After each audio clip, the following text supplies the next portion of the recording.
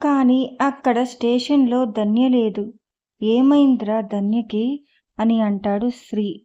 "లేదు, మనలో మనం అనుకుంటే సరిపోదు. ఏం జరిగిందో ధన్యనే అడగాలి. ముందు ఎక్కడుందో అడగండి ఫోన్ చేసి" అని అంటాడు చందు. శ్రీ వెంటనే ధన్యకి ఫోన్ చేస్తాడు. అక్కడే కింద కూర్చొని ఏడుస్తూ, "సారీ, సారీ బావా, ఐ యామ్ రియల్లీ సారీ. నాకు తప్పలేదు. నా కోసమని నీ కలని వదులుకోకూడదు" అని అంటూ ఏడుస్తూ ఉంటుంది. కాసేపటికి లేచి కళ్ళు తుడుచుకుని స్కూటీ తీసి ఫ్లాట్‌కి వెళుతూ ఉండగా ఫోన్ సౌండ్ రావటంతో పక్కకి ఆపి చేస్తుంది. శ్రీ నుండి కాల్ రావటం చూసి, "చెప్పన్నయ్యా." "అరే ఎక్కడున్నావురా?" "ఇంటికి వెళుతున్నా." ఏం లేదు. ధ్రువ్‌ని ఇందాక పోలీస్ స్టేషన్‌లో పెట్టారు హెరాస్మెంట్ కేసులో. కానీ మేము స్టేషన్‌కి వెళ్ళేసరికి బెయిల్ ఇచ్చారు అంజలి వాళ్ళు. ఎందుకు వాడిని స్టేషన్‌లో పెట్టారో తెలియట్లేదు. నీకేమైనా తెలుసా దాని గురించి?" ధన్య అది విని కన్నీరు తుడుచుకుంటూ, "లేదన్నయ్య, నాకు తెలీదు." "అవునా, సరేరా, మేం హాస్పిటల్లో ఉన్నాం, మళ్ళీ చేస్తాను" అని అంటాడు కట్ చేయబోతూ. అది విని ధన్య కంగారుగా, "అన్నయ్య, అన్నయ్య, ఏంటి హాస్పిటల్ అంటున్నావు, ఏమైంది?" "ఏం లేదురా" అని జరిగింది చెప్తాడు ధన్యకి. అది విని ధన్య ఇక మాట్లాడలేక కాల్ కట్ చేసి ఫ్లాట్‌కి డ్రైవ్ చేసుకుంటూ వెళ్ళిపోయి తన రూమ్‌కి వెళ్ళి డోర్ లాక్ చేసుకుని ఏడుస్తూ ఉంటుంది. ధన్య అలా ఉన్న పళంగా కట్ చేయటం చూసి, "ఇదేంట్రా ఇలా కట్ చేసింది?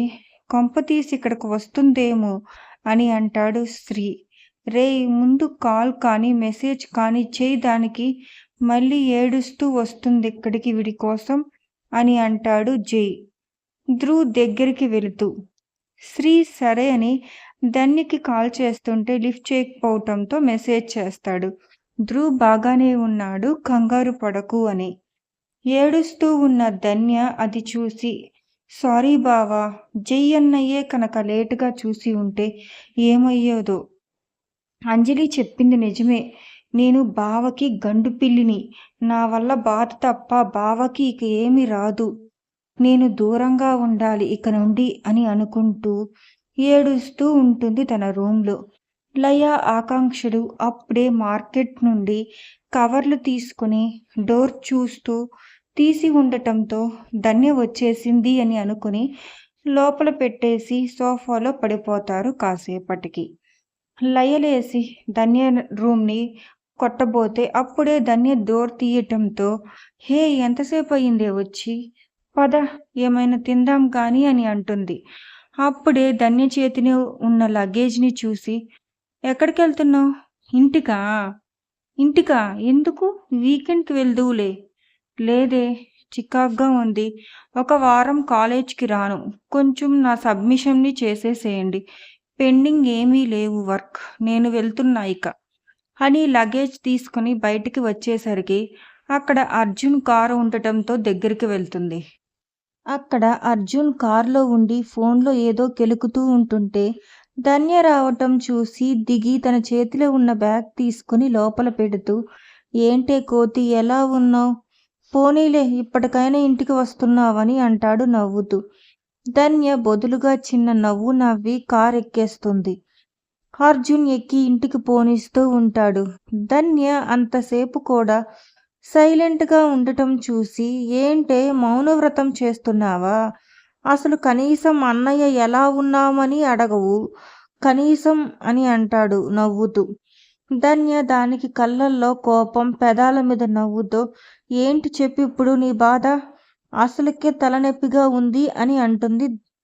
దాంతో దీనిని కదపకుండా ఉంటేనే బెస్ట్ ఇప్పుడు అని అనుకుంటూ కార్ని డ్రైవ్ చేస్తూ ఉంటాడు. ఇంటికి చేరాక ప్రశాంత్ గారికి, ఉష గారికి చిన్న నవ్వుతూ హగ్ ఇచ్చి హర్షి దీక్షని నవ్వుతూ పలకరించి తన రూమ్లోకి వెళ్ళిపోతుంది. అర్జున్ సైలెంట్గా లగేజ్ని దింపి ధన్య రూమ్ ముందు పెట్టి డోర్ని చిన్నగా కొట్టి వెళ్ళిపోతాడు. ధన్య అది విని లేచి అది తీసుకుని లోపల పెట్టి ఫ్రెష్ అవ్వడానికి వెళ్తుంది. మత్తు వదలటంతో కళ్ళు తెరిచి చూస్తాడు. దాంతో పక్కనే ఉండి ఎప్పుడు చూస్తాడు అని తననే చూస్తూ ఉన్న జై అది చూసి, రేయ్ ఎలా ఉందిరా, నేను గుర్తున్నానా అని అంటాడు. దాంతో ధ్రువ్ చికాకుగా జై చేతిని విసిరికొట్టి, జోకులు వేయకు, నేనిక్కడెందుకున్నాన్రా, నాకేమైంది అని అంటాడు తన తలకి ఉన్న కట్టుని తాకుతూ.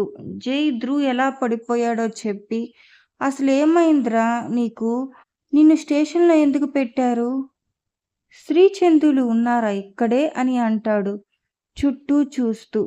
అక్కడేం చూస్తావు బాబు, ఇక్కడ చూడు, నీకోసమని ఇక్కడే పడి ఉన్నాం అని అంటాడు చందు. తన వెనకే మాట వినటంతో వెనక్కి తిరిగి చూస్తాడు.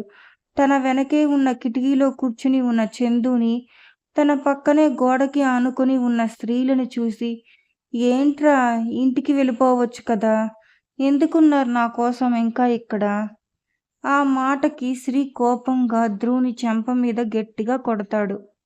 దాంతో ఆల్రెడీ కట్టు కట్టి ఉన్న ధ్రువ్ బుర్ర దాంతో కదిలి నొప్పి రావటంతో, అబ్బా నీ చూసుకోరా అని అంటాడు. మరి నీ మాటలు కూడా చూసుకుని మాట్లాడు, లేకపోతే ఇంకా గట్టిగా కొడతా. అయినా మా ఫ్రెండ్విరా నువ్వు, నీ కోసం కాక ఎవరి కోసమని ఉంటాం చెప్పు అని అంటాడు ధ్రువుని హక్ చేసుకుంటూ. చందు శ్రీని ఒక్క లాగు లాగి, మా డైలాగులు కూడా నువ్వే కొట్టేస్తే మేమేం చెప్పాలరా అని ధ్రువుని చూస్తూ, అది నిజమే అని అంటాడు. జై వచ్చి ధ్రువ్ చేతిని లాగుతూ, చెప్పరా ఏం జరిగింది అసలు. ధ్రువ్ బాధగా చూస్తూ ధన్య చేసిందంతా చెప్తాడు. అది విని జై శ్రీ చందువులు నమ్మలేక నోటికి చేతిని అడ్డం పెట్టుకుని, ఏంట్రా స్పృహలో ఉండే మాట్లాడుతున్నావా, మన ధన్య అందా ఇదంతా, మతి ఉండే చెప్తున్నావా అని అంటాడు శ్రీ. దాంతో ధ్రువ్ ఒక చూపు చూస్తాడు. ఆ చూపులోని బాధని చూసి ఆగిపోయి అప్పుడు నమ్ముతాడు. జై ధ్రువ్ గెడ్డం పట్టుకొని, నువ్వు ఆ మాటలు నమ్ముతున్నావా, నిజంగా ధన్య అలాంటిదే అని అనుకుంటున్నావా. లేదు, దాని వెనుక ఏదో కారణం ఉండే ఉంటుంది.